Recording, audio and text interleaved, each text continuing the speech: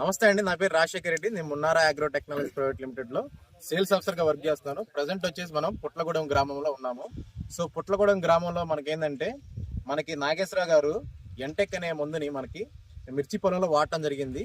So మిర్చి పొలంలో వాడిన తర్వాత ఏం రిజల్ట్స్ వచ్చాయి, ఎలా ఉంది అనేది నాగేశ్వరరావు గారి మాటల్లో మనం తెలుసుకుందాం. ఎంటెక్ అనే ముందు వాడారండి? వాడే సార్. ఎలా ఉందండి మీకు? బాగానే ఉంది. ఏమేం గమనించారు వాడిన తర్వాత? మీకు వాటి తర్వాత మామూలుగా పెంపు కానీ, పక్క రెడ్లు రావటం కానీ, కొండ కంట్రోల్ రావటం కానీ, గ్రోతింగ్ రావటం కానీ. ఇంకేం గమనించారు వాడిన దానికి వాడిన దానికి? వాడిందేమో తొందరగా ఎక్కువ వచ్చింది, వాడిందేమో అట్నే ఉంది. అట్లానే ఉంది. సో మీకు ఏంటంటే డిఫరెన్స్ అనేది బాగా గమనించారు. సో నెక్స్ట్ కూడా మీకు వేరే రైతులు కూడా చూతారు ఎంటెక్ గురించి చూతారు. ఓకే, ఎంటెక్ వాడదగ్గదేనా? వాడదగ్గదండి. ఓకే అండి, థ్యాంక్ యూ అండి, వెరీ మచ్ అండి. నమస్కారం. దగ్గరగా క్లోజ్ క్లోజ్ చెట్టు పక్కన